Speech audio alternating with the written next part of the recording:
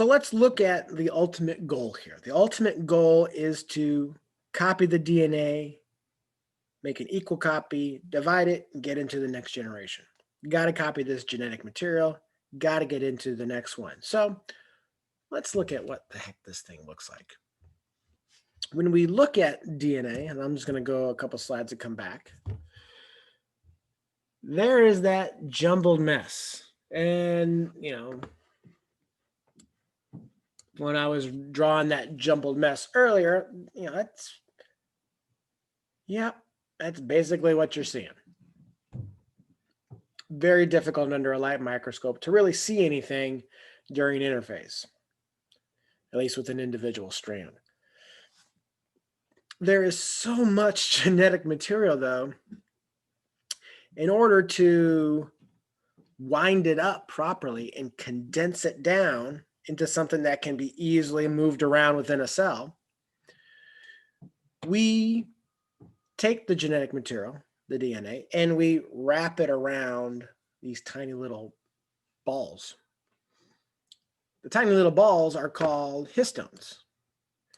And you can see that's what we just kind of conveniently wrap a whole bunch of it, and then we string another one in, and we string another one in, and it allows us to really condense this stuff down, this genetic material down.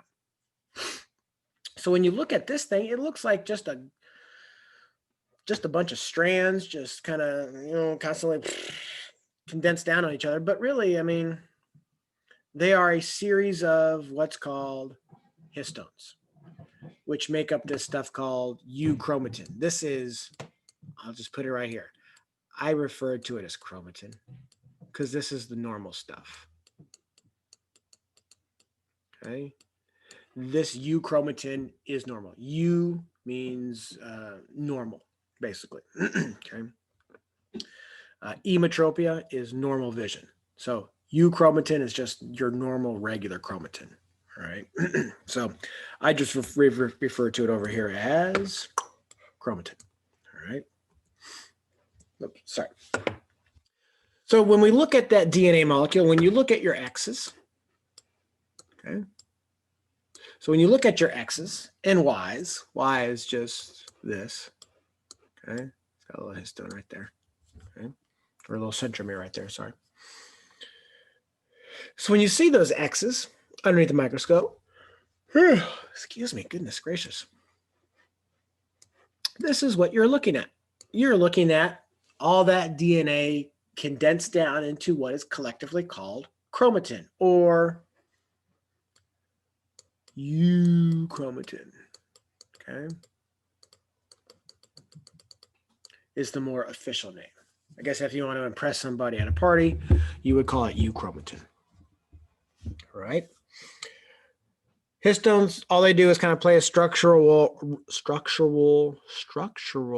role in the condensing down of the DNA. That's all it does. Helps us to pack it up. That's all it does. Okay. Again, euchromatin is normal. Okay. Euchromatin is chromatin. Okay. Euchromatin represents the active chromatin. Okay. So, I mean, you could, in a sense, say euchromatin equals chromatin. Okay. And yes, it seems like I have an HO about this because we're going to introduce another word here on the next slide. And that's called heterochromatin. God, what? Okay.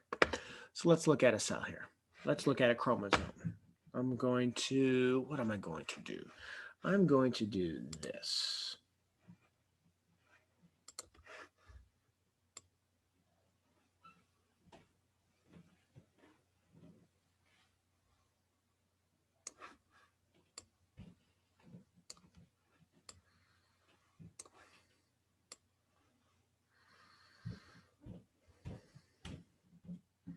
Okay, so far so good. Now let's get a different color. Let's go red.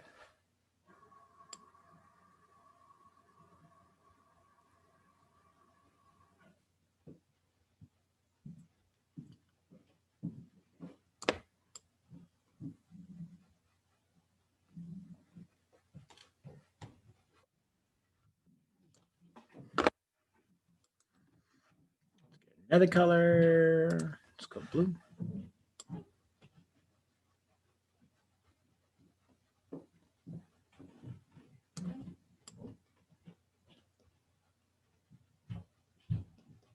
Like, is there a point? Hell yeah, there's a point. Just trying to make it pretty, man. One more. One more. Let's go that way.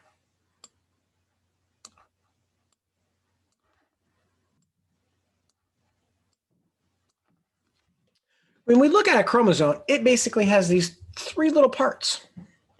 Okay. This part here is what's called a telomere.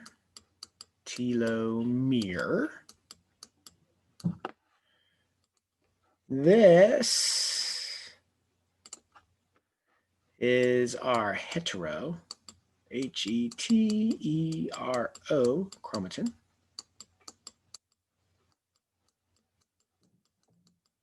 Man, I'm getting really good at this writing with the mouse thing. All right, and then who do we need? Blue. And this is my euchromatin, my chromatin. Okay. So all the blue is chromatin. All the red is called heterochromatin. And at the very tips, we have what are called telomeres. Okay. So these are kind of the three basic regions. This region right here is the only one that's readable. Only part readable. Okay. So what does that mean? That means this is the part of the chromosome that actually has crap on it that I can read, I can copy, I can make information from. All right. So that's the part that has all the good information. Heterochromatin, it's inactive. Okay. There is so much stuff there. There is so much compaction there that occurs that it just can't be unfurled and it can't be read. But you can see we have this little structure here, and let me make one more color here. I'll just use the black. No, don't use the black. I'll use maybe yellow to show it off. Okay, right there. Okay, right there at the tip of that yellow arrow that you cannot see. That is the centromere.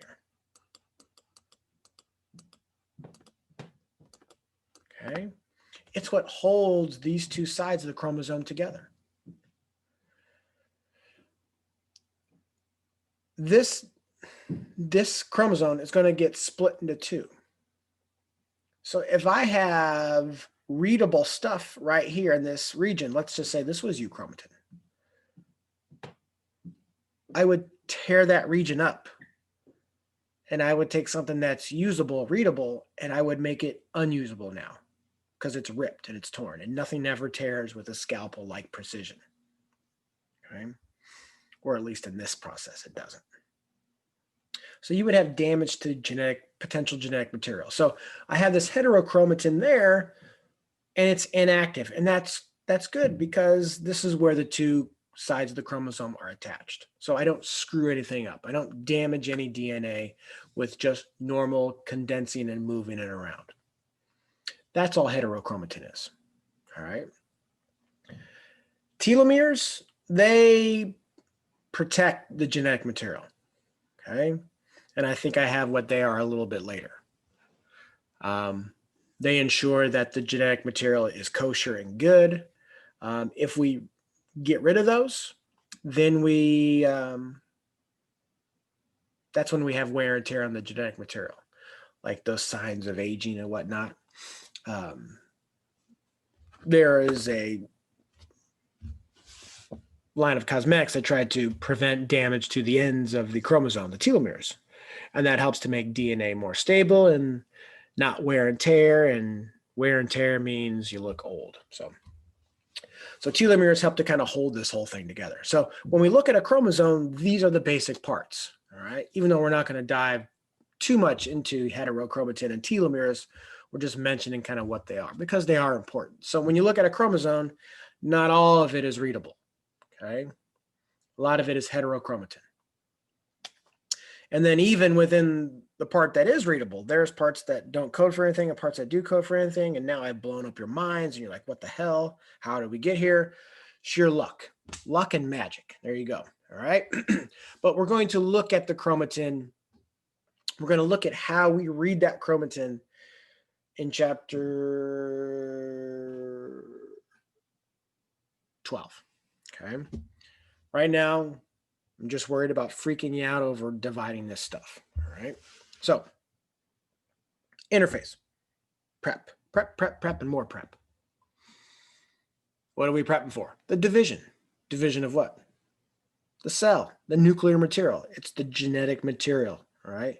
That's what I really give two farts about. I got to get this genetic material into the next gen. When you look at a chromosome, that's what it looks like. 3 different parts: telomere, heterochromatin, and the usable part, chromatin. There it is. Okay. Here's basically the centromere with some other stuff around the outside called a kinetochore, but we'll talk about that in here in a little bit as well. There it is. All of this just to divide. All right. So much we take for granted when it comes to this nonsense, right? All right. So again, we are looking at division of the cell with mitosis. Again, specifically, we are dividing the nucleus.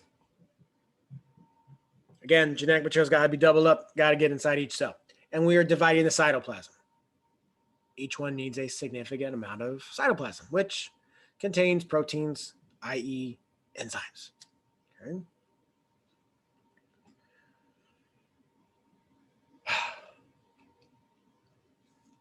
Each chromosome, or each, I guess, species has a specific number of chromosomes. For us, it's 46. So 23 pairs. Okay. 23 from mom, 23 from dad, get you your 46. All right.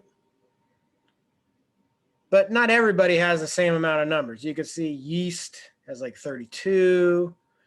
You can see garden peas. You can see the southern adler's tongue fern.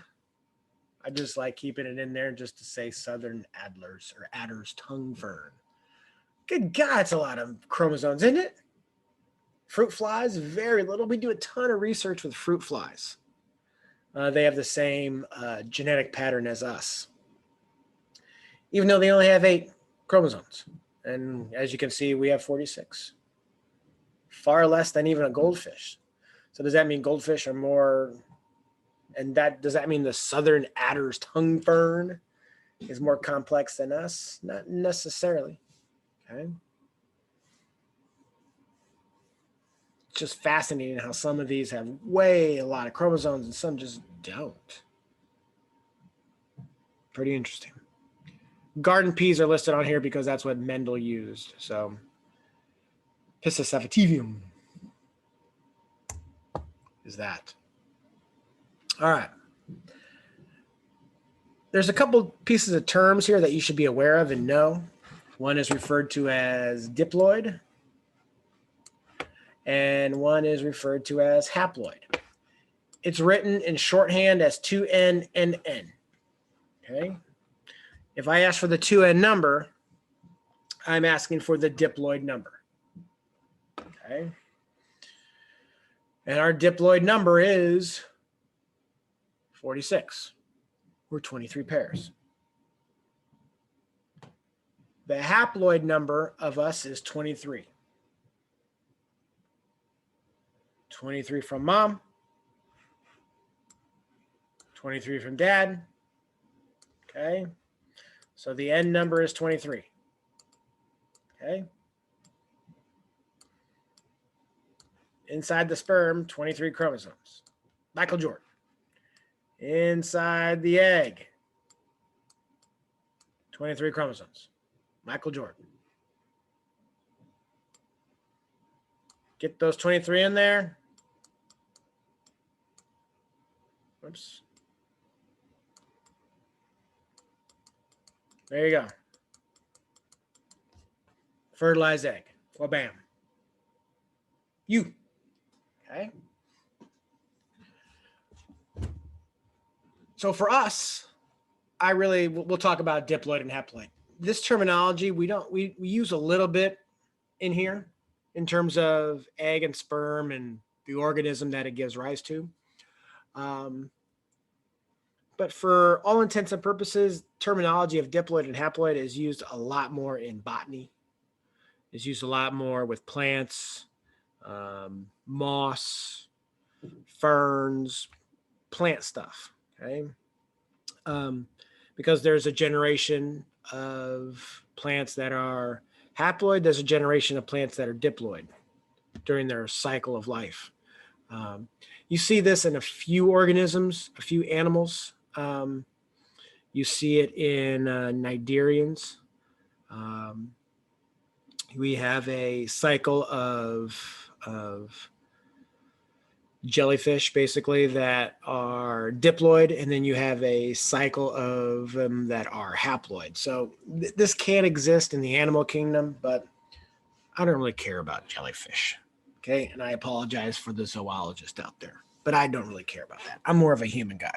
Okay, so from a haploid and diploid number, we'll talk about it a little bit more when we talk about egg and sperm with meiosis in the next lecture.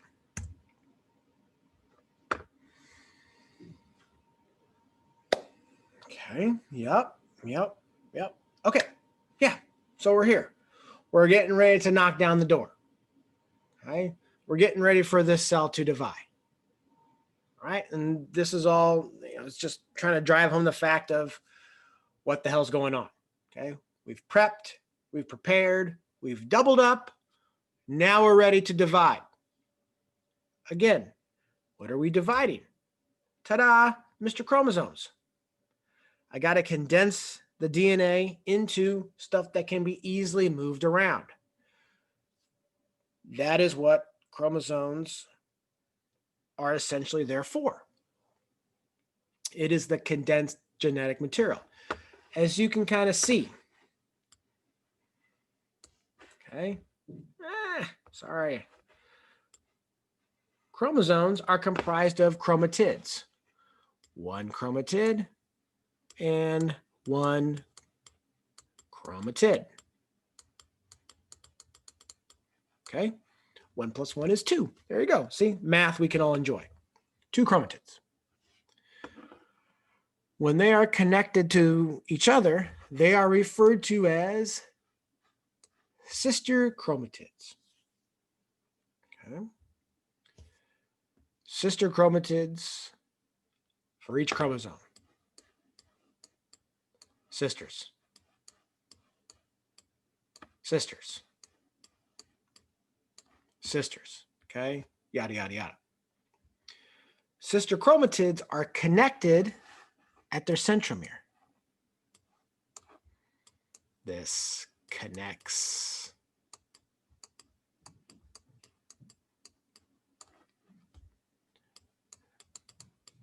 Sister chromatids. Sister chromatids. Okay.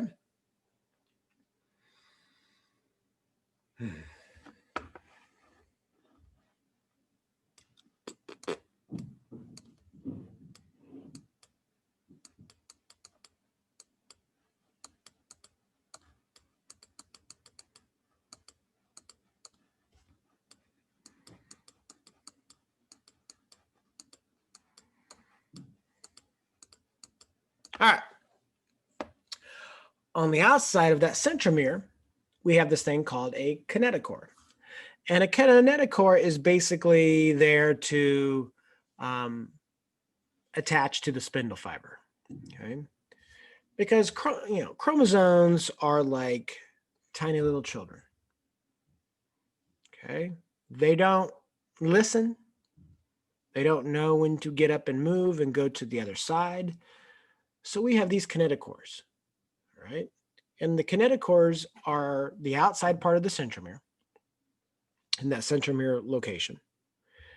And they hold the hand of a spindle fiber.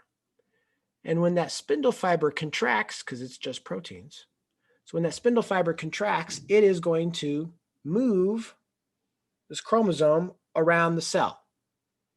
Okay, so the spindle fiber is kind of like the parent holding the hand of the child and escorting it from one location to the next.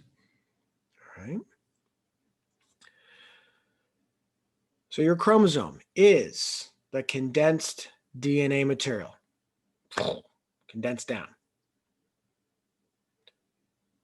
A chromosome consists of 2 chromatids, which are collectively referred to as sister chromatids. Sister chromatids are connected at the center at what is called a centromere. And on the outside part of each centromere, we have this structure called a kinetochore, and it attaches to a spindle fiber, which is going to be responsible for moving this chromosome around the cell during mitosis. Where in the world did the spindle fiber come from? Well, this is where you have to put on your thinking cap and go way back to chapter 4. And I know that's way a long time ago. Okay. But it came from those centrioles. Okay. Remember, a centrosome is 2 centrioles at right angles to each other. 2 centrioles at, I'll spell it out, right angle to each other. Okay. Remember, we have, oh crap, I don't know what happened. There we go. Sorry about that. I don't know what the hell just happened. So remember, we have a centriole here and a centriole there. And remember, its function. What was its function? Oh, yeah. The Microtubule Organization Center. Remember? The MTOC. Okay. And it extends those spindle fibers that go and attach to that kinetochore. Okay. And it's going to be responsible for escorting this little thing around. And we see this extensively in animal cells. You don't necessarily see centrioles or the centrosome structure in plants, and yet the process still happens. There's an escort, it gets moved around, it happens. Magic. Okay, we don't want to get into that. All right. So you see this a lot in animal cells. All right. We're not going to get all through this today. I know you're very disappointed. All right.